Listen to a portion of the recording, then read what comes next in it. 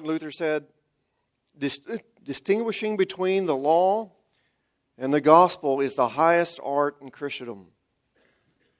One, every person who values the name Christian ought to recognize, know, and possess. Where this is lacking, it is not possible to tell who is a Christian and who is a pagan. It is vital that we distinguish law and gospel. We must keep them separate, especially in the doctrine of justification. It must be by grace alone.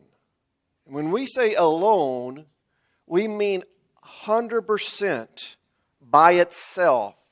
And if you add 1 ounce of law, 1 ounce of covenantal faithfulness, 1 ounce of works, 1 bit of your doing, just the slightest feather weight of your actions, completely destroys grace altogether.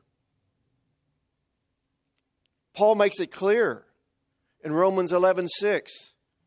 But if it is by grace, it is no longer on the basis of works, or otherwise it would no longer be grace. God's designed salvation to be by grace, 100% grace alone, so that no one, not you or I, can boast, take credit, and say, well, I did this at least. It was at least my faith, or I chose God, or I did this, or I did that, or I remained faithful to the grace God gave me initially. That ruins salvation. We must keep these things distinguished, law and grace. But I'm going to show you how not only they must be distinguished, but how they actually are born out. How grace is born out of works. How you cannot have grace without the law. Now for us, we distinguish them in our lives. But as Jim Ranaham did say, we are saved by works. And we got to understand that the grace that we receive by free gift did cost Jesus everything. Do you realize that?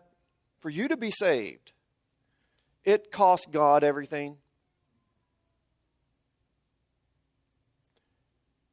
You know, we're not purchased with silver or gold. That would have been easy for God.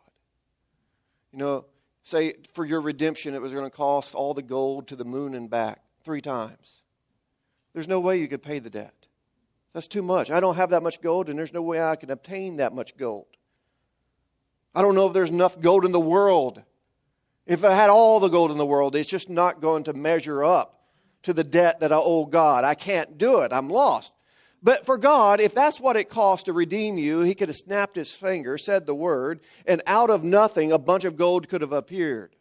It would have cost Him nothing.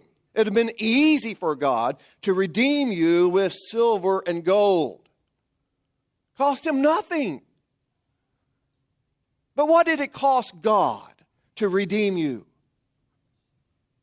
The only thing that could cost Him anything, His only begotten Son.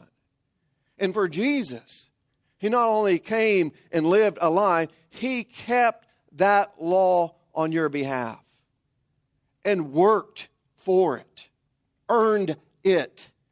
And for Christ Jesus, it was 100% works, not any grace.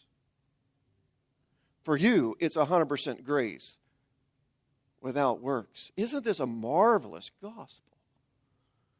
Please subscribe and hit the notification bell for more truth and to spread the light of Jesus Christ.